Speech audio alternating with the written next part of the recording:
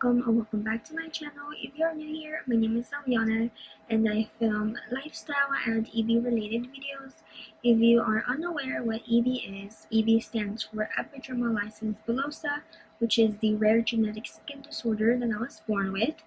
If you would like to find out more about it and how it impacts me every single day, feel free to follow me on my Instagram, where I post more awareness and content related to my condition, or you may also watch other related videos on this channel. So today is actually the last day of Disability Pride Month. So those who are affected, try to raise awareness and educate others who may be unaware of our struggles and how we deal with society and the lack of resources and help. As you may have read by the title, I will be discussing how the lack of resources in this state and in this country has impacted my everyday living, my independence, and how it will impact me in the future. Last week, in hopes of raising awareness and educating people who may be unaware of certain struggles, such as getting financial help, resources for independent living, all the deal with medical and Medicaid and all that, hassle. In hopes of trying to raise awareness for related topics, I reposted some educational threads and included some of my personal experiences. And after posting these different IG stories, a lot of people were surprised, they were shocked, and they had no idea of how the US oftentimes pushes people who have a disability, who are medically ill, in trying to be involved in society. Those who are disabled, who are medically ill, including myself, strongly believe that our involvement in society, we deserve extra support, we deserve extra help, extra resources that will allow us to do so. Accessibility, for example, is something that I have struggled with since day one. Many of you may know that I have a wheelchair and I use it whenever either my pain is really bad, I am doing something long distance, or I'm going to a crowded place or an environment where I would feel more safe being in my wheelchair. For example, concerts. I oftentimes go in my wheelchair because it's crowded, because we have to make lines, etc., etc.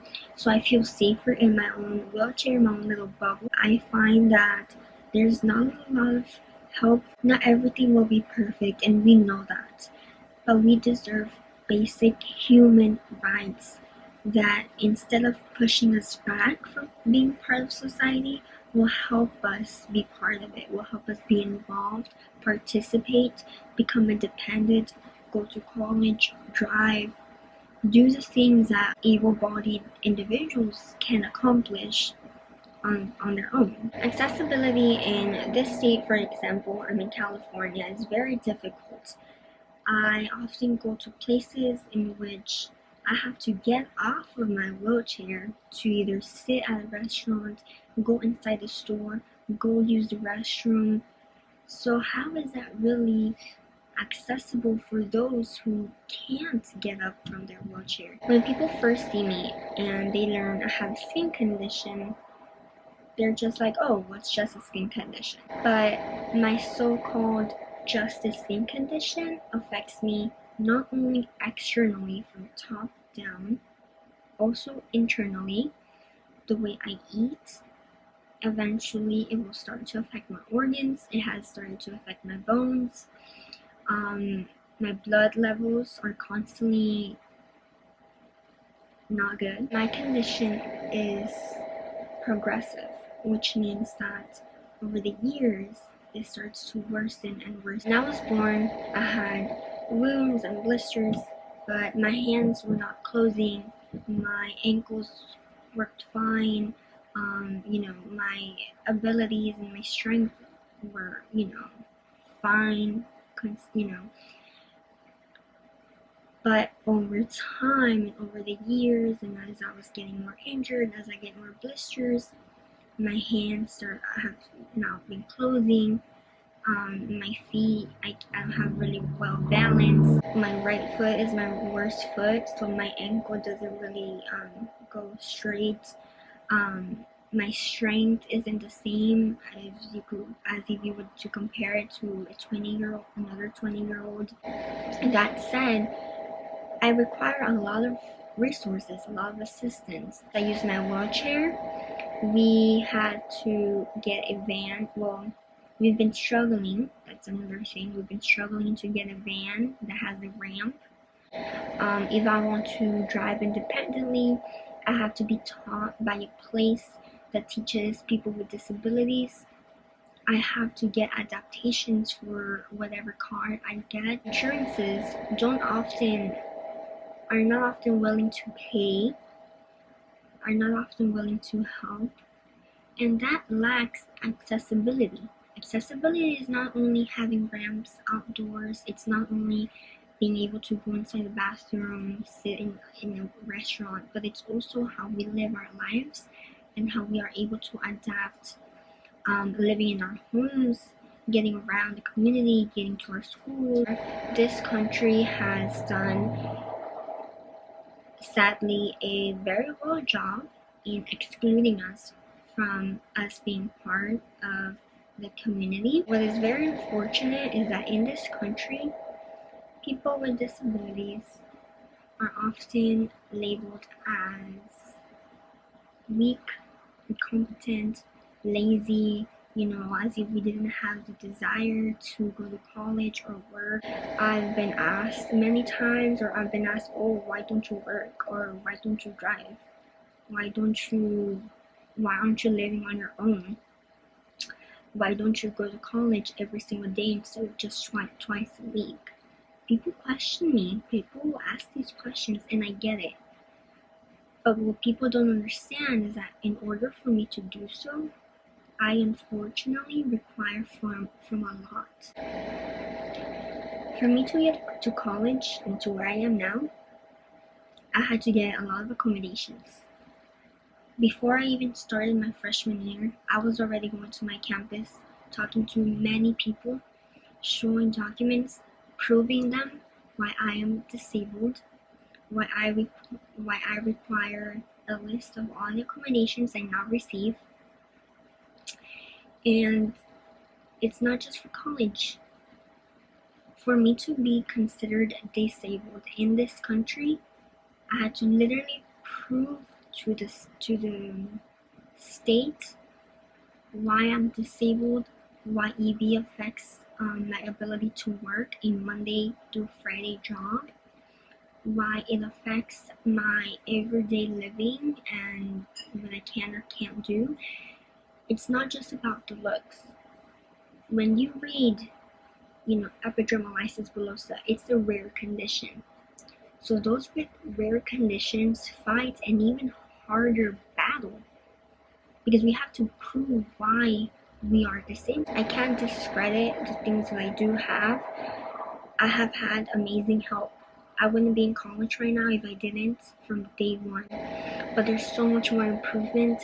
There's so many things that could be done way better. When I posted these screenshots, people were shocked because it said how those who are disabled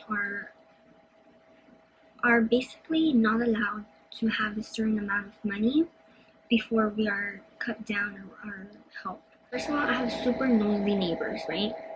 So they have asked multiple times, like different people have asked my parents, because it's not just me, right? It's my brother too. They have asked me like, oh, how much we get for disability, how much we get for this, if it's a lot. Like, are you kidding? If only people knew. It's not in the thousands. It's like they expect me to live on my own, right? Without a job, with the few hundreds I get.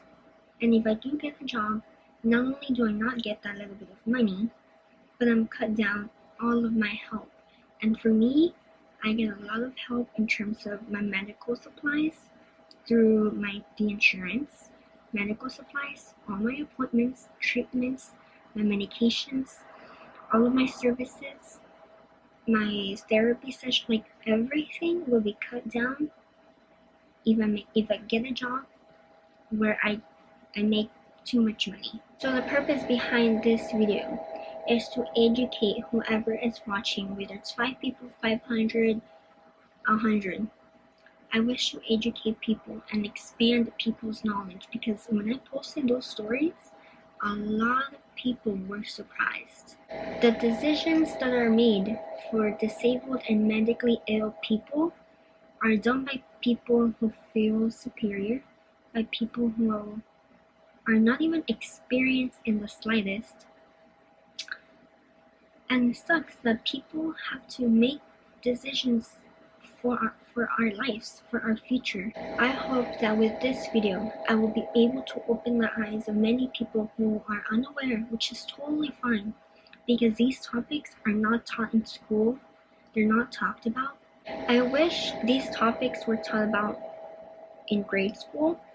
It's really sad how my first class on disabilities and like the ADA Act and all the resources wasn't in my first year in college, and that was because I chose that class. But the fact that I had to pay in order to be taught about these things that should be prioritized, that should be talked about, that should be given the spotlight, is really sad. This upcoming semester I will be taking another disabilities class, and I'm taking them because I enjoy them. They're very interesting to me. I love learning more. I love learning how I can better assist myself, either now or in the future. I really wish for my voice to be a voice of change, for people to become more educated, more aware. Please don't take for granted your health, living pain-free, being able to work a job that fulfills you and doesn't affect, other things. Having to worry about, if there's stairs or an elevator, if the aisles are too small. Those little things matter to me a lot every single day I step out in the community. Please don't take them for granted. I wish one day I could go to a store in my wheelchair and not have to worry about the aisles being too narrow. If you guys have any questions, comments, anything like that, y'all can feel free to leave them down in the comments below. I cannot discredit my state and the resources that I have obtained. I would not be where I am now if it wasn't because of them. But I hope one day I can live on my own. I hope one day I can have a job while still having my help. So yeah, I will end it here. As always, I hope you guys enjoyed, got to learn a little bit more. Please stay tuned for my upcoming videos that I have planned, and I appreciate all the support and all the lovely comments that I have been receiving lately. And yeah, please subscribe if you haven't, like this video if you would like, and I will see you guys on my next video. Bye guys.